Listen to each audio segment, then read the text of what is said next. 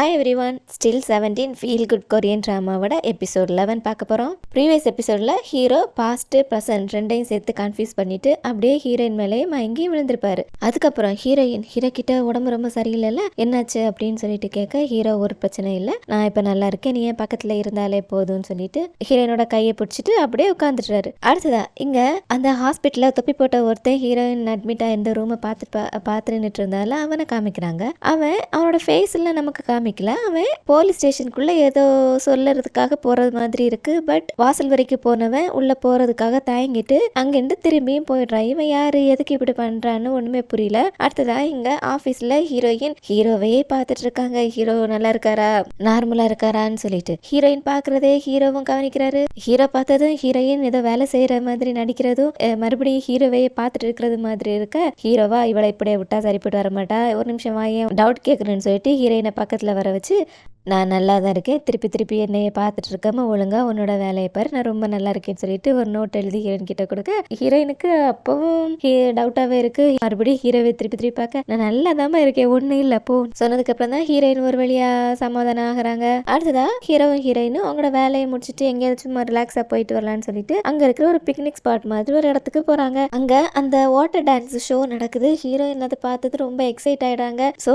அந்த வாட்டர் டான்ஸை ரசிச்சு பார்த்துட்டு இருக்க நம்ம ஹீரோயினை ரசிச்சு பாக்குறாரு. அப்படியே அங்க எங்க அது உட்காரலாமான்னு சொல்லிட்டு இடம் தேடிட்டு இருக்கவே அங்க அந்த உட்காரதுக்கு மேட் விற்கிற ஒருத்தர் வந்துட்டு மேட் வாங்கிக்க சொல்றாரு. ஹீரோ இல்ல பரவாயில்ல வேண்டான்னு சொல்லிட அவரு விடாம, உங்க கேர்ள் ஃப்ரெண்டோட வந்திருக்கீங்க வாங்கிக்கோங்கன்னு சொல்லிட்டு வரப்படுத்தவே ஹீரோ அதுக்கு முன்னாடி வேண்டான்னு சொன்னவரு கேர்ள் ஃப்ரெண்டுன்னு சொன்னது குஷியா கொடுங்கன்னு சொல்லிட்டு மேட் வாங்கிக்கிறாரு. வாங்கிட்டு அவர் சந்தோஷமா கேர்ள் ஃப்ரெண்டா அப்படின்னு சொல்லிட்டு முன்னாடி நடந்து போக ஹீரோயின் இங்க இருந்துட்டு ஐயோ கேர்ள் ஃப்ரெண்டுன்னு சொல்லிட்டாருன்னு சொல்லிட்டு அவங்களும் வெக்கப்பட்டு நின்றுட்டு இருக்காங்க. அடுத்ததான் அந்த மேட்ல ஹீரோயின் உட்காந்துட்டு இருக்காங்க. ஹீரோ சாப்பாடு வாங்கிட்டு வரலான்னு சொல்லிட்டு போயிருக்காரு. வந்தவர் திருப்பி வரும்போது அவர் கையில இருக்கிற வாட்டர் பாட்டில் இருந்து பக்கத்துல இருக்கிற செடிக்கு தண்ணி ஊத்துறாரு. அதை பார்த்தது ஹீரோயினுக்கு சின்ன வயசுல நடந்த ஒரு விஷயம் ஞாபகம் வருது. என்னன்னா ஹீரோ மட்டும் இல்ல, ஹீரோயினும் சின்ன வயசுல ஹீரோவை பார்த்திருக்காங்க. சின்ன வயசா இருக்க ஹீரோ ஒரு செடிக்கு தண்ணி ஊத்துற மாதிரி. அப்பவே இவங்களுக்கு ஹீரோ மேல ஒரு கியூரியாசிட்டி வந்திருக்கும் போல இருக்கு. ஹீரோ இப்போ செடிக்கு தண்ணி ஊத்துனதை பார்த்ததும் இவங்களுக்கு அந்த பையனோட ஞாபகம் வருது. அதை ஹீரோ கிட்ட கேட்கலாமான்னு சொல்லிட்டு கேட்கவும் வராங்க. அதுக்கப்புறம் சேனல் சொல்லிருப்பான்ல, ஹீரோ சின்ன வயசுல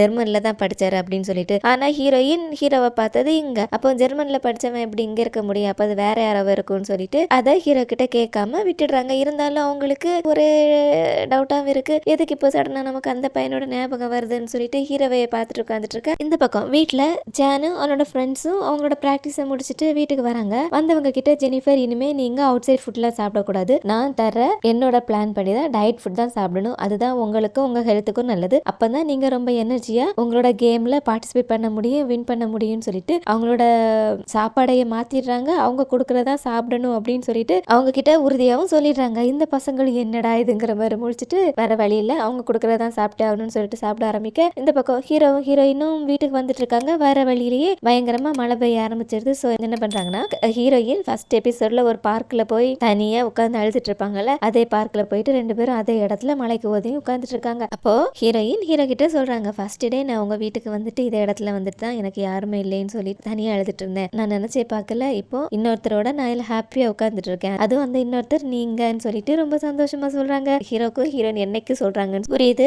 ஸோ ஆறுதலா ஹீரோயினோட கையை பிடிச்சி அவங்களுக்கு உனக்கு நான் இருக்கேங்கிற மாதிரி சொல்றாரு. அதோட ஹீரோ இன்னொரு விஷயமும் யோசிக்கிறாரு, என்னன்னா அவரால் இப்பவே ஹீரோயின் கிட்ட அவரோட ஃபீலிங்ஸை சொல்லி அவங்களோட பாய் ஃப்ரெண்டா ஆயிக்க முடியும். ஆனா ஆல்ரெடி ஹீரோயின் நிறைய கஷ்டப்பட்டுட்டாங்க. அவங்களுக்கு இருக்கிற மிகப்பெரிய ஆசையை இப்போதைக்கு எப்படியாவது அந்த மியூசிக் ஃபெஸ்டிவல்ல பார்ட்டிசிபேட் பண்ணணும்னு சொல்லிட்டு, ஸோ இதையும் சொல்லி அவங்கள இதுக்கு மைண்டை டைவெர்ட் பண்ணணும், அது இல்லாம அவங்க அங்கிள் ஆண்டியை தேடி கண்டுபிடிக்கணும்னு சொல்லிட்டு இருக்காங்கல்ல, அதுக்கும் எப்படியாவது ஒரு வழி பண்ணி அவங்க அங்கிள் ஆண்டியை தேடி கண்டுபிடிச்சி ஹீரோயின் கிட்ட கொடுத்துட்டு அதுக்கப்புறம் அவரோட ஃபீலிங்ஸை ஹீரோயின் கிட்ட கன்ஃபஸ் பண்ணலாம் அப்படின்னு சொல்லிட்டு முடிவெடுக்கிறாரு. அப்படியே அடுத்த நாள் ஆகுது. அடுத்த நாள் ஜானோட கோச் இருக்காருல, அவரோட கல்யாணம். ஸோ கல்யாணத்துக்கு போறதுக்காக ஜானோட ஃப்ரெண்ட்ஸ் ரெண்டு பேரும் கோட் சூட்லாம் போட்டு ரெடி ஆகி வராங்க. வந்தவங்க ஜெனிஃபருக்கு தெரியாம டோனட் வாங்கிட்டு வந்திருக்காங்க. ஜெனிஃபர் தெரிஞ்சா சாப்பிட விட மாட்டாங்க, அவங்க பாக்குறதுக்கு முன்னாடி சாப்பிடலாம்னு சொல்லிட்டு மூணு பேரும் வேகமா சாப்பிட்டு இருக்கவே அந்த இடத்துக்கு ஜெனிஃபர் வந்துடுறாங்க. வந்தவங்க அவங்க கிட்ட, கல்யாணத்துக்கு தானே போறீங்க, கல்யாணத்துல என்ன மாதிரி சாப்பாடு இருக்கும்னு சொல்லிட்டு கேட்டு தெரிஞ்சுக்கிட்டு, அதுல நீங்க இதெல்லாம் தான் சாப்பிடணும், அதுவும் இந்த அளவு தான் சாப்பிடணும்னு சொல்லிட்டு அளவெல்லாம் சொல்லிட்டு திருப்பி போனாங்க. மறுபடியும் வந்துட்டு டோனட்ல நிறைய சுகர் இருக்கும், அது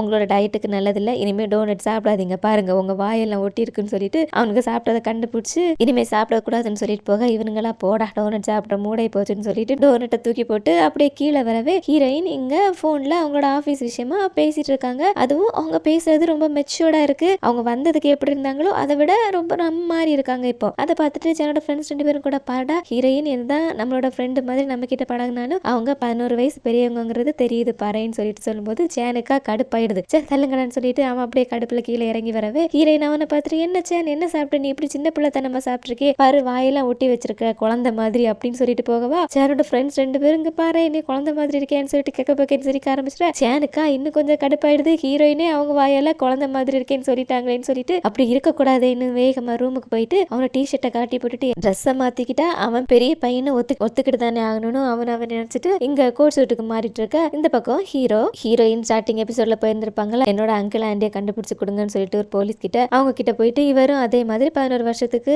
முன்னாடி காணாம போனாங்க. ஐடிலாம் இல்ல போட்டோலாம் இல்ல அவங்களை கண்டுபிடிச்சு தர முடியுமான்னு சொல்லவே ஹீரோயின் கிட்ட சொன்ன மாதிரி இவரும் அதெல்லாம் கண்டுபிடிச்சு தர முடியாது. இப்படி முன்ன பின்ன தெரியாத உங்களுக்கு அவங்கள நாங்க கண்டுபிடிச்சு தர முடியாது அப்படின்னு சொல்லிட்டு சொல்லிடவே அடுத்து என்ன பண்ணான்னு சொல்லிட்டு ஹீரோ ரோட்ல நடந்து வரும்போது அங்க காணாம போனவங்களுக்காக போஸ்டர் ஓட்டிட்டு இருக்காங்க. அதை பார்த்துட்டு அதை பத்தின டீடைல்ஸ் கேட்க பக்கத்துலயே போஸ்டர் அடிக்கிறதுக்கு நிறைய விளம்பரம் இருக்கு. அதுல ஒரு நம்பரை பார்த்து கால் பண்ணி எனக்கு ஒரு போஸ்டர் அடிக்கணுமேன்னு சொல்லிட்டு இவருங்க விசாரிச்சுட்டு இருக்க.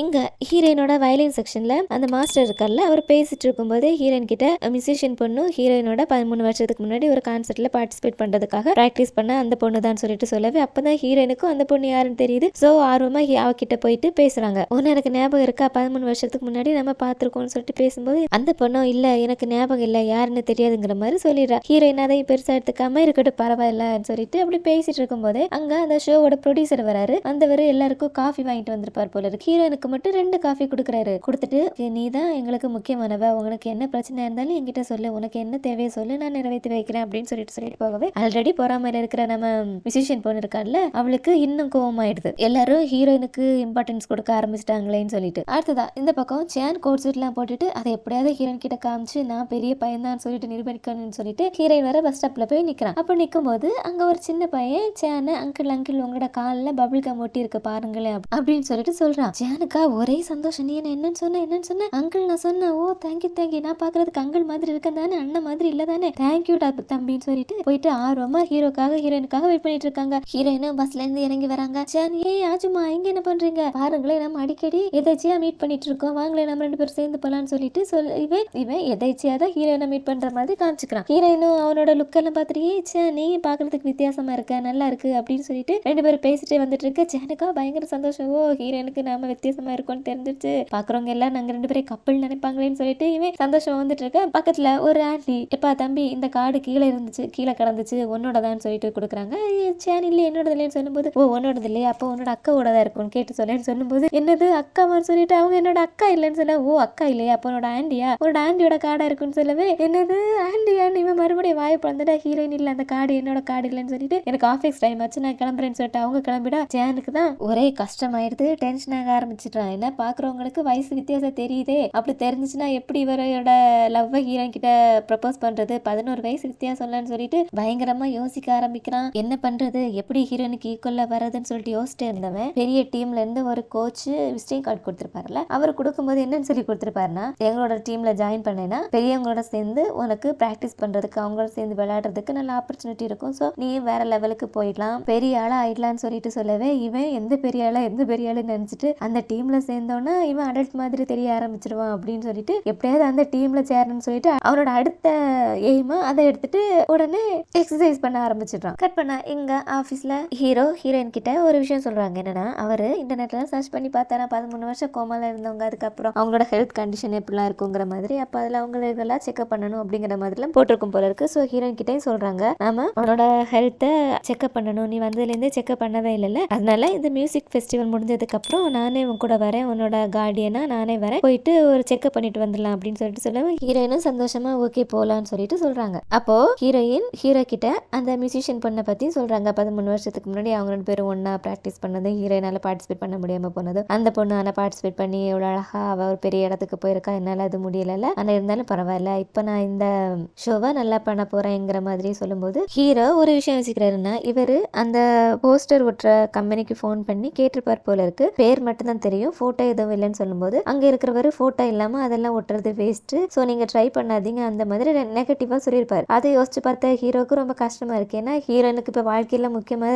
ரெண்டு விஷயம் ஒண்ணு அவங்களோட அங்கிள் ஆண்டியை தேடி கண்டுபிடிக்கிறது ஒன்னொன்னு அவங்களோட வயலின். ஆனா அந்த அங்கிள் ஆண்டியை கண்டுபிடிக்கிறதுல ஒரு பெரிய சிக்கல் இருக்கு. எப்படி கண்டுபிடிக்கணுங்கிறது தெரியல. இப்போதைக்கு ஹீரோயின் கிட்ட அதை எதுவுமே சொல்லாம உனக்கு உன்னோட வாழ்க்கையில நீ ஆசைப்பட்டது எல்லாமே கிடைக்கணும்னு தான் நானும் நினைக்கிறேன்னு சொல்லிட்டு பாசிட்டிவாவே பேசுறாரு. அடுத்ததா ஹீரோயின் ஒரு பார்க்ல நின்னுட்டு அவங்களோட வயலின் பிராக்டிஸ் பண்ணிட்டு இருக்காங்க. இவங்க வழக்கமா இந்த பார்க்ல பிராக்டிஸ் பண்ணுவாங்க. அப்போ இவங்களுக்காகவே அங்க ஒரு ரசிகை இருக்காங்க. ஏதோ இந்த பாட்டி தான். இவங்க வயலின் வாசிக்கும் போதுல அவங்களுக்கு கரெக்டா வந்து ஹீரோயின் வாசிக்கிறத கேட்பாங்க. அப்படி இப்பவும் ஹீரோயின் அதை வாசிட்டு இருக்கும்போது மேகம் இருட்டிட்டு மழை வராத மாதிரி இருக்கு. ஒன்னு என்ன பண்றாங்கன்னா அந்த பாட்டி கிட்ட, பாட்டி மழை வராத மாதிரி இருக்கு, நீங்க சீக்கிரம் வீட்டுக்கு போங்கன்னு சொல்லிட்டு இவங்களும் மழை வர்றதுக்கு முன்ன வேகமா குடுக்குடுன்னு வீட்டுக்கு ஓடி வந்துடுறாங்க. வந்தவங்க அதுக்கப்புறம் தான் பாக்குறாங்க வீட்டுல ஜெனிஃபர் இல்ல. அவங்க அந்த டாக்டரோட வீட்டுக்கு கிளீன் பண்ண போவாங்கல்ல அந்த நாள் இது. ஐயோ ஜெனிஃபர் கண்டிப்பா கொடை எடுத்துட்டு போயிருக்க மாட்டாங்கன்னு சொல்லிட்டு ஜெனிஃபருக்காக கொடை எடுத்துட்டு அவங்கள தேடி அந்த டாக்டரோட வீட்டுக்கு வராங்க. இங்க ஜெனிஃபரும் கிளீன் பண்ணிட்டு டாக்டர் வீட்டுல இருந்து கிளம்புறாங்க. அப்போ அவங்க அன்னைக்கு ஒரு நாள் எனக்கு பல இன்னொருத்தவங்க வந்தாங்க, உங்களுக்கு பிரச்சனை இல்லைல்ல அப்படின்னு சொல்லிட்டு கேட்கும்போது டாக்டர் சொல்றான் இல்ல அதெல்லாம் ஒண்ணு இல்ல பரவாயில்லன்னு சொல்லிட்டு அவனுக்கு ஒரு விஷயம் ஞாபகம் வருது. அந்த செருப்பை ஹீரோயின் மாத்தி மாத்தி போட்டிருப்பாங்கல்ல, அது ஜெனிஃபர் கிட்ட பேசாம யாருன்னு கேட்கலாமான்னு சொல்லிட்டு கேட்கலான்னு வராரு. அப்புறம் என்ன நினைச்சேன்னு தெரியல, சரி வேணாம்னு சொல்லிட்டு கேட்காம விட்டுட்டு இல்ல ஒண்ணு இல்ல